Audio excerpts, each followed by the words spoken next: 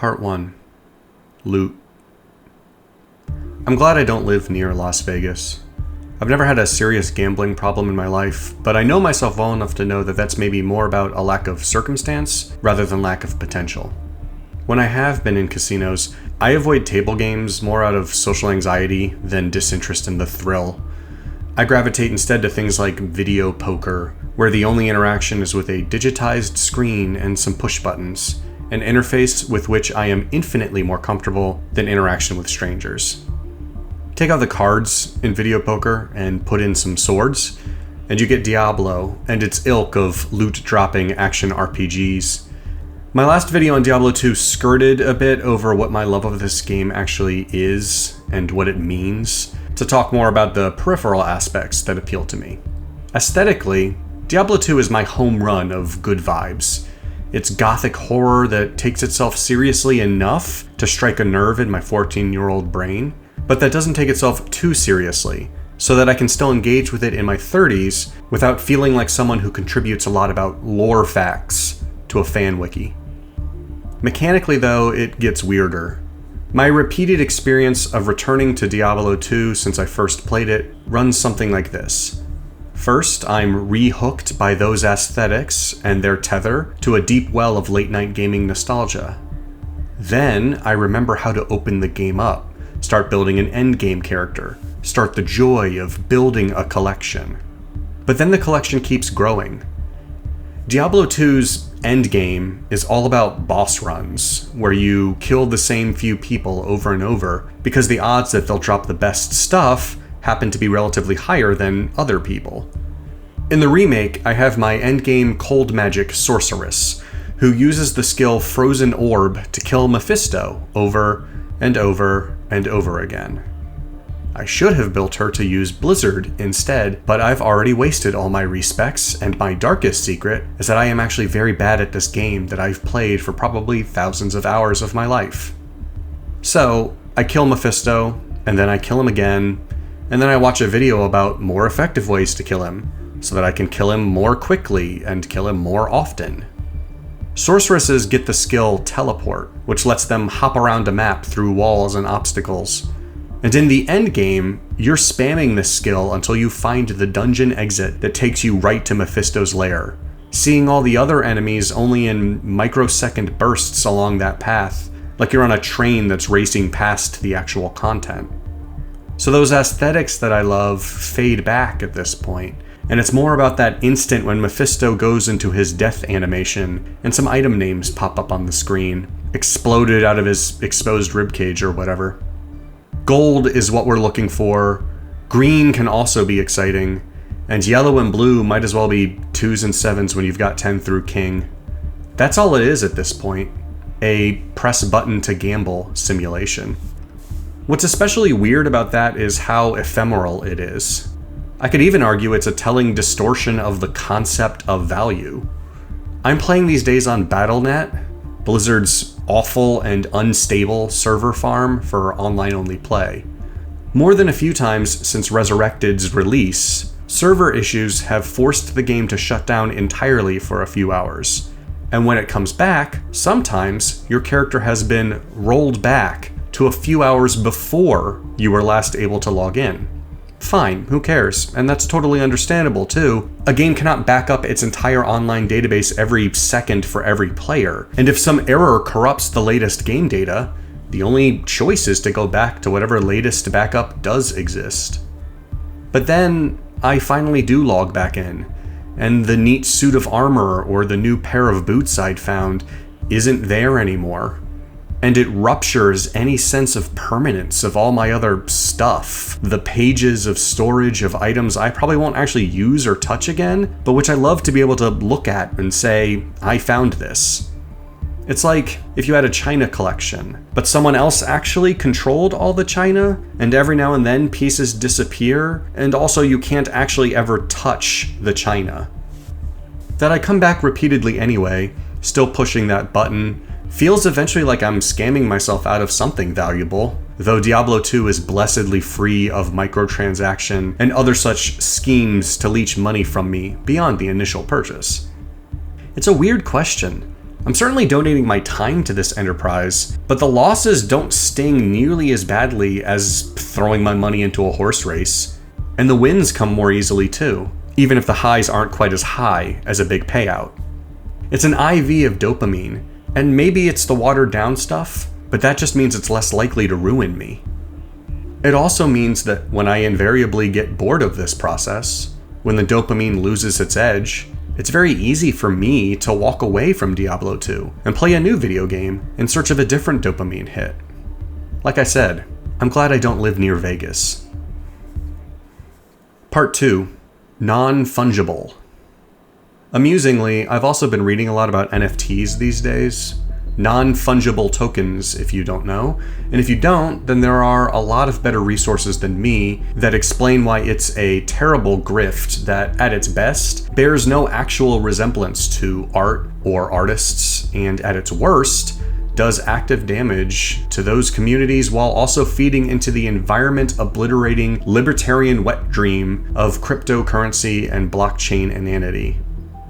If you're a big crypto person, or you have purchased a JPEG of a pixel art man wearing a hat, I'm sorry if I have offended you, and I'm also sorry for your present or impending crippling debts, and you should probably drop out of this video now.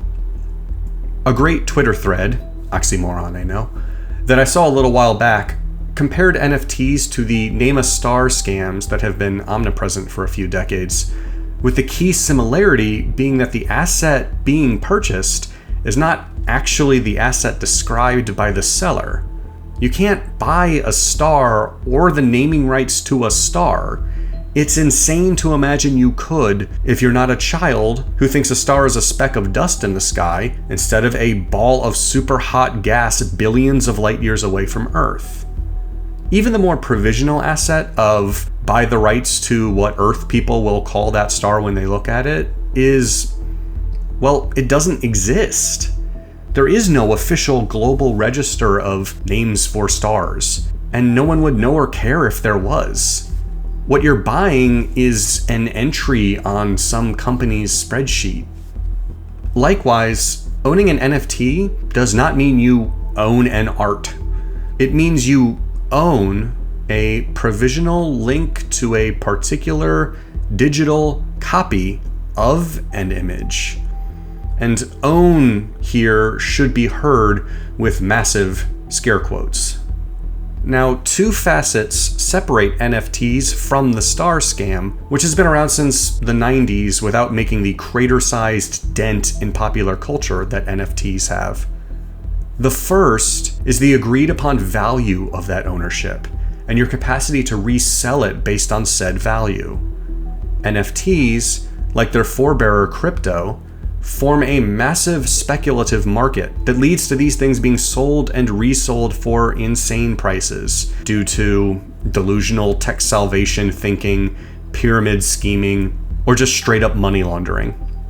This is dangerous and destructive on its own, especially considering the environmental harm already being caused by blockchain mining confined to the crypto market. It's worse when combined with the second facet of NFTs, which is their championing by a wildly delusional and fully bought-in sub-community.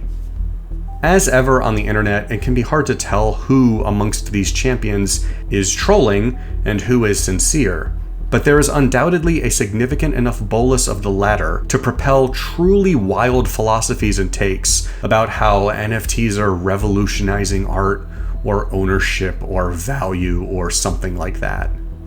There are lots of ways to think about how that culture works, how it self-perpetuates and self-aggrandizes through modern mechanisms of doublespeak and echo chambering.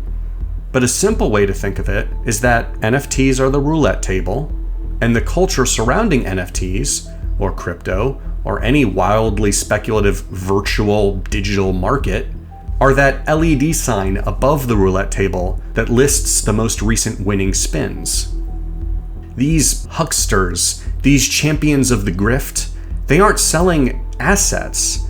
They're selling the promise that their assets have value, that there is a predictable and exploitable means to buy into this market and come out of it with more than you had. Casinos are rarely this blunt. They're not allowed to be anymore. because government regulation and strong enough public consciousness make the most obvious parts of that grift, well, obvious. So, those who might have been doing the cup trick for a hustle in an alley years back are now telling you to buy a glossy JPEG of a misshapen cartoon head or a bumblebee. Initially, the grift was, this is a new way to own art, but it seems to have mutated into a more pure and vile, this is a new way to own value. Dropping pretense only intensifies the delusion. We're learning how far transactional value can be abstracted away from the physical world, while still convincing a not insignificant group of people that they're mining gold. You don't need a roulette table anymore. You just sell a pinky swear that somewhere, nestled within a cloud server farm, a digital ball is being rolled on a 3D rendered table. Part 3. Art. I shouldn't have said I'm glad I don't live in Vegas. Vegas is everywhere now. Every other commercial is for sports betting. All of tech is now venture capitalism, grabbing onto rickety rocket ships and hoping you get carried up to the moon before the engine explodes. By these metrics, that my potential for gambling addiction seems to largely begin and end at getting too obsessed with looting a harlequin crest or a trangul's claws from a floating skeleton feels positively childlike in its harmlessness and naivete. This, even though Diablo, as an intellectual property, is tethered to a gross corporate overlord who's as guilty as any large capitalist entity of perpetuating predatory and dopamine-sucking mechanics across its properties. I have a spreadsheet that tracks each unique item as I collect it in Diablo II, in an attempt to slowly build what the games community calls the Holy Grail. Every single one of the 500 plus items in the game, all gathered by a single player. I own none of these items. A single bad day in the BattleNet server basement could wipe half of them from my virtual collection. Hell, I don't own the spreadsheet. That's cloud data, stored via an app that's hosting the data on another basement of servers. All I ever own is the momentary, ephemeral satisfaction of watching the numbers on that spreadsheet tick upward. Is there value in that? Sure. I enjoy it well enough to have returned to it multiple times. It won't pay my mortgage or feed my cats, but if I'm being honest, I think I find more value in it because it doesn't pretend that it might. One of my great struggles as an ostensibly creative person is that I can almost never separate product from reaction. I want to have created something that matters to people. Based on my own understanding and appreciation of art, you can't create good art that way. I think art is about personal value being expressed in a way that may happen to, but does not necessarily need to, connect with others. Not about heat-seeking for maximum engagement. You're shouting your truth into a void, and someone may hear it and nod their head, but it's the shouting that matters, the expression of self. Failing at this can feel like failing at existence. I once had a graduate school professor tell me that my writing felt like I was performing a technical exercise, all craft and no art. Is this what I have no mouth but I must scream is all about? The horror of wanting desperately to express oneself, to have been expressed and received, but finding that there's no oneself to deliver? So many of my hobbies and passions end up subsumed by this creeping dread of failure. I wrote poetry after I graduated because I had never been good at it, and I liked being disconnected from my own absurd expectations. I took up painting Warhammer miniatures explicitly because I knew I'd never have the patience to actually be very good at it. I started this YouTube channel with no experience in video production or editing or voiceover, explicitly trying to avoid giving a shit about metrics. But I became locked into a cycle of frustration and obsession with getting publishing credits for poetry, and I burnt out. I started an Instagram channel for my Warhammer miniatures, and I put way too much stock into social media engagement, and I've gone through a couple cycles already of burning out before coming back to it fresh.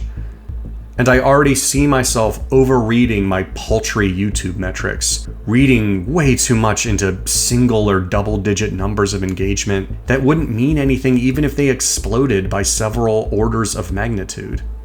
I think of this as seeking external value to assign to my internal activities, but the great absurdity of all of this is that none of those metrics, getting published, getting social media followers, getting likes and subscribes and comments, has any more literal or physical value than a non-fungible token of a JPEG. If I can't disconnect from that need for an arbitrary marker of engagement, I might as well generate and sell NFTs of screenshots of Word documents containing my poetry. So I return to Diablo II, and I go on another Mephisto run, and I collect some things, or I don't. But at least here, there's no question of value and no opportunity to change the equation. My relationship to it is a purer poison than most things, a rarer poison that can be found in my life or most others these days. That is, I know exactly how valueless this proposition is, and yet I can still enjoy it. One must imagine Sisyphus happy indeed.